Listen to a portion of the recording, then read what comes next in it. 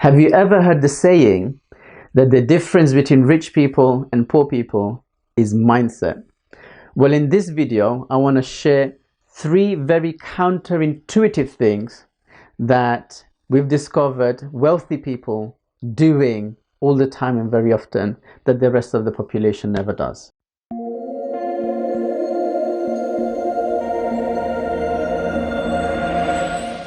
Welcome to Golden Touch Academy, helping you achieve time and financial freedom so that you can focus on the more important things in life.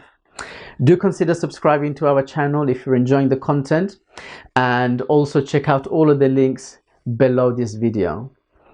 So what are these strange things and these secret things that wealthy people do that the rest of the population don't? Well, the first one is that wealthy people rent where they live and they rent out what they own. So unlike the vast majority of the population who are so obsessed about becoming homeowners, the wealthy people understand that owning your own house doesn't put any money in your pocket, and they would rather invest that money to create more income streams and own more assets and have the flexibility and the benefits of renting.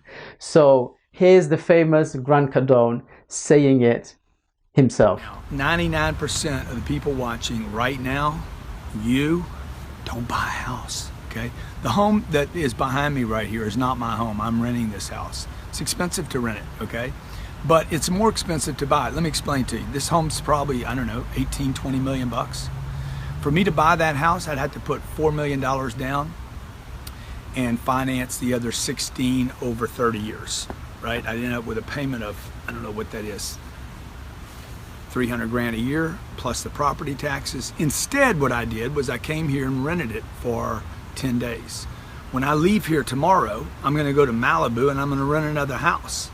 Now, why am I telling you this? I'm telling you this because look, I'm overpaying for this home, okay? I'm paying too much to use, and that is the key word here, to use this home. My kids are staying here. I have some people that are working with me that are staying here. We're doing a project while we're here. When we leave here, we're gonna go to Malibu and do the same thing. How many homes could you own? A lot fewer than you can rent. So let's talk about the primary place where you live and you raise your kids and you have your marriage. Should you own that or should you rent that? I'm going to suggest to you that the best thing you can do is rent where you live and own what you can rent to others. And the reason I'm saying that to you is because you can actually grow scale in buying rental properties that you can't in owning homes. Okay, if you're a real estate investor, if you love real estate, if you like houses, if you like property, if you like land, if you like this whole concept of creating wealth through real estate, I can leverage multifamily, multiple units, rentals, and grow that much faster, if you will, than I can buying one home at a time, sitting in it for 30 years and creating wealth. So I rent where I live. I'm renting this place in Brentwood. Tomorrow I'll rent in Malibu. When I get back to Miami, I rent that place in Miami that I live in, and I own what pays me income. The second thing is actually something that I want you to hear directly from none other than the Sufi millionaire, Haji Uncle Ramzan. Between rich people and the poor people is the following, and that is that the rich people, whatever surplus money they have, they will invest it first, and if there's anything left over, they'll spend it on themselves. The poor people trait will be whatever money they have, they will spend it on themselves first, and if there is anything left over, they'll think about investing, which never happens. Deep. So that is the mindset of a businessman, entrepreneur, that, you know, at every opportunity, whatever money he has, the priority is where can I put that to use? And if there's anything surplus, all right, I'll spend it on myself and the family.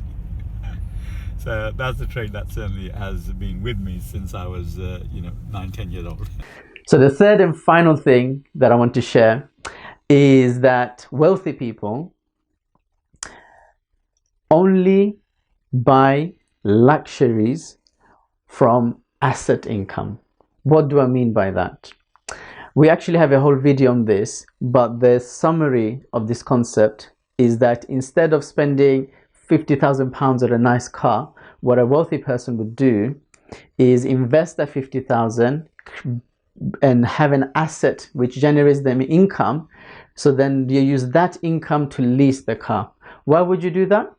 Is because a car is a depreciating asset.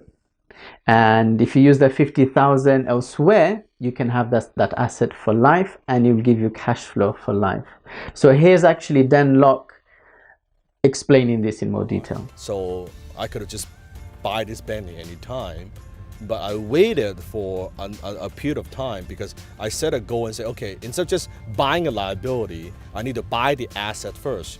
So I need to buy an asset that would throw off enough cash flow, in my case, a real piece of real estate, enough cash flow that I know that would cover my monthly payment of my Bentley, right? So instead of me just buying a Bentley, which then I have to pay from myself, from my own pocket, I say, okay, let me go through a step. Let me buy the asset, the one thing, buy the asset first. When the asset throws enough cash flow, that pays for my luxuries, that pays for this particular car that we're filming in.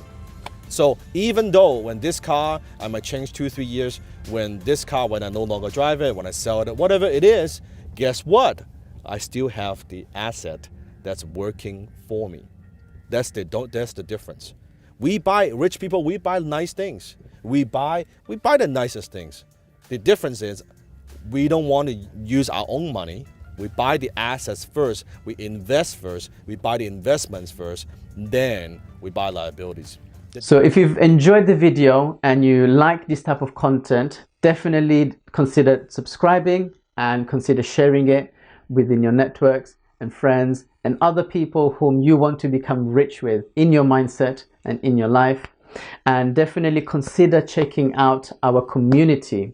We're working very, very hard to create an amazing experience in our GTA Business School. All of the links will be below.